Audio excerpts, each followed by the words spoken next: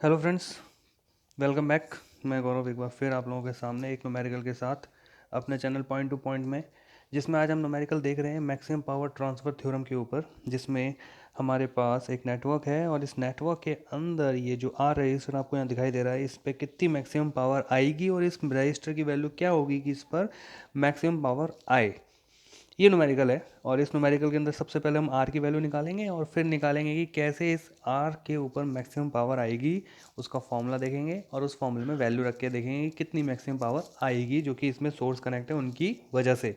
तो step number 1 में सबसे पहले हम क्या करते हैं कि इस लोड रजिस्टर को यहाँ से हटा देते हैं, ओपन सर्किट कर देते हैं। जैसे कि अगले डायग्राम में आप देख रहे हैं, मैंने ओपन सर्किट कर दिया है। बाकी का पूरा नेटवर्क एज इट इज़ है और इन दोनों टर्मिनल के अक्रॉस मुझे वोल्टेज चाहिए, जिसको मैं बोलूँगा थेवेनिन वोल्टेज। ओके, तो मैंने माना कि जो ऊपर पॉजिटिव साइन जहाँ मैंने लगाया है वहाँ का वोल्टेज मैंने मान लिया वी एक्स, और जहाँ मैंने नेगेटिव साइन लगाया है वहाँ का वोल्टेज मैंने मान लिया वी वाई। इसके अलावा सर्किट में कहीं ना कहीं एक ग्राउंड होता है, तो मैंने ये सेंटर वाला पॉइंट, जो मैंने ये सेंटर वाला पॉइंट लिया है, इसको मैंने 0 वोल्ट लिया है। अब 0 वोल्ट आप कहीं भी ले सकते हो पूरे नेटवर्क में, जैसा मैंने अपने पिछले कुछ लेक्चर से कंटिन्यूसली आपको बताया है। लेकिन प्रोबेबिलिटी आप यही रखो कि जहाँ पर मैक्सिमम ब्रांचेज आके कनेक्ट होती हैं ना, अगर आप उस पॉइंट पर या उस नोड पर वोल्टेज 0 लोगे तो आपको बाकी कैलकुलेशन करने में काफ़ी आसानी होगी। और ये एक ऐसी नोड है जहाँ पर सारी ब्रांचेज आके मिल रही हैं, जैसा कि आपको दिखाई दे रहा है फिगर में। तो इसको मैंने यहाँ पे 0 वोल्ट ले लिया। ओके, और ये अब देखिए ये 0 है, तो जैसे ही आप नीचे की तरफ बढ़ते हो, ये क्या है 0, और 0 से जैसे ही आप नीचे की तरफ बढ़ते हो तो इस पूरी ब्रांच में सिर्फ एक वोल्टेज सोर्स ही लगा हुआ है 50 वोल्ट का। ठीक है, 0 से जैसे ही आप नीचे जाते हो तो you are moving from positive to negative sign, यानी कि आपकी एनर्जी डिक्रीज हो रही है क्योंकि आप पॉजिटिव से नेगेटिव मूव कर रहे हो। तो जब आप 0 से नीचे जा रहे हो, नीचे की तरफ जा रहे हो, तो आप जा रहे हो 0 प्लस से -50, यानी 0 - 50। 0 - 50 मतलब -50, यानी इस पर्टिकुलर पॉइंट पर, यानी वी वाई पर वैल्यू होगी आपकी -50, यानी वी वाई की वैल्यू तो आ गई, दैट इज -50। तो यहाँ मैंने लिख दिया V y equals to -50, that is according to the figure, क्योंकि अगर ये 0 आपने माना है तो वी वाई की वैल्यू -50 आएगी। ओके, ये बात आपको समझ में आ गई होगी। अब मुझे निकालना है वी एक्स की वैल्यू। ओके, अब मैं वी एक्स निकालना चाहता हूँ क्योंकि मुझे वी एक्स और वी वाई दोनों का डिफरेंस चाहिए जो कि वी टी एच होगा। तो ये वी एक्स की जब मुझे वैल्यू निकालनी है तो मुझे इस पर्टिकुलर नोड का वोल्टेज भी चाहिए होगा। तो मैंने मान लिया यहाँ का वोल्टेज है वी वन। ठीक है, अब यहाँ का वोल्टेज मैंने वी वन माना और वी एक्स पे मैंने क्या लगाई, नोडल एनालिसिस लगाई। नाउ अब ये नीचे जाने वाली करंट हो ही नहीं सकती क्योंकि ओपन सर्किट है। ठीक है, अब इस पॉइंट से दो ब्रांचेस दिख रही हैं मेरे को, एक तो ये, ठीक है, और दूसरी दिस वन, राइट। तो मेरी इक्वेशन क्या बनेगी, V x minus V one divide by 10 plus V x minus 0 divide by 5 equals to 0। तो मैंने लिखा V x by 5 plus V x minus V one upon 10 equals to 0। तो इस equation के अंदर दो वेरिएबल हैं, एक वी एक्स और वी वन, तो यानी मुझे एक इक्वेशन और बनानी पड़ेगी, राइट। तो इस इक्वेशन को थोड़ा सा सॉल्व करेंगे तो आएगा हमारे पास 3vx equals to V one, that is equation number 1। अब जो वी वन हमने माना है ना, जो मैंने अभी पीछे फिगर आपको बताया था, वो वी वन पर मैंने अब यहाँ पे नोडल एनालिसिस लगानी स्टार्ट करी। तो आइए देखिए वी वन पे कैसे नोडल एनालिसिस लगाएंगे। वी वन से तीन ब्रांचेस कनेक्ट हैं, एक ये, ओके, जिसको बोलेंगे हम लेफ्ट लूप, ये फ्रंट ब्रांच, और एक ये राइट लूप। ये तीन ब्रांचेस यहाँ पे कनेक्ट हैं।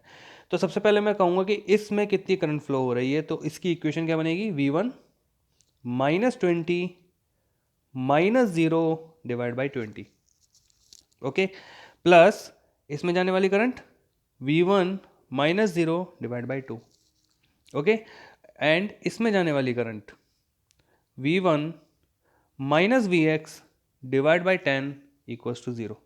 ओके, तो इस तरीके के तीनों टर्म्स हमने एक साथ लिख दी और इक्वल्स टू 0 करके इक्वेशन बना ली।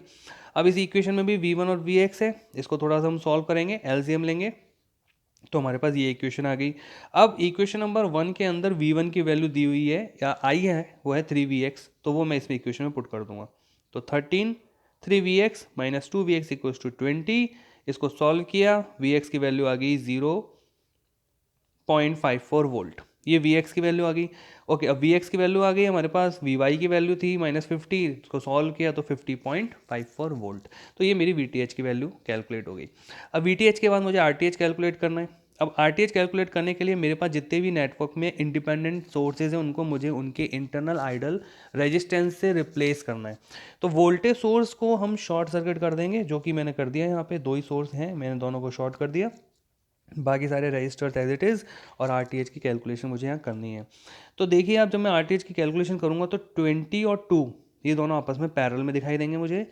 फिर वो 10 के साथ सीरीज़ में होंगे, और 10 के साथ जो सीरीज़ में आएगा वो 5 के साथ पैरेलल में आएगा।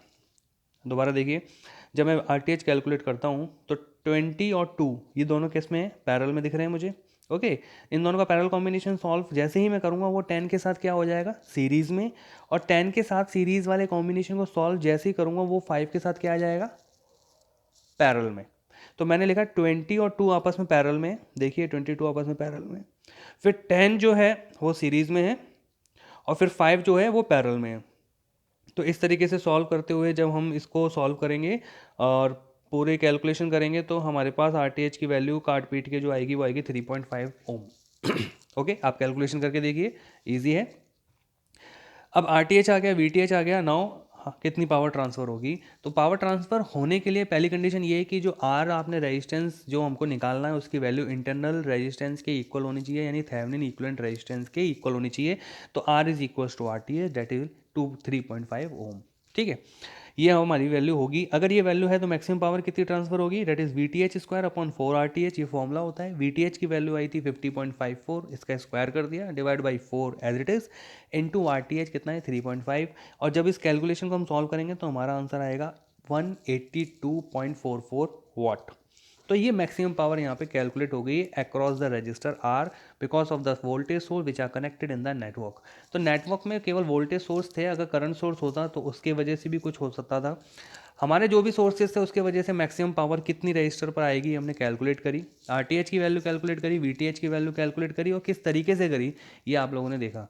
तो आप लोग इस न्यूमेरिकल को समझें, देखें, समझ में नहीं आए तो प्लीज़ रिवाइंड करके देखें, दोबारा देखें और क्लियर करें अपने कंसेप्ट को। इसके लिए ये न्यूमेरिकल मैंने यहाँ कराया है। अगले न्यूमेरिकल के साथ मैं आऊँगा बहुत जल्द, तब तक के लिए गुड बाय।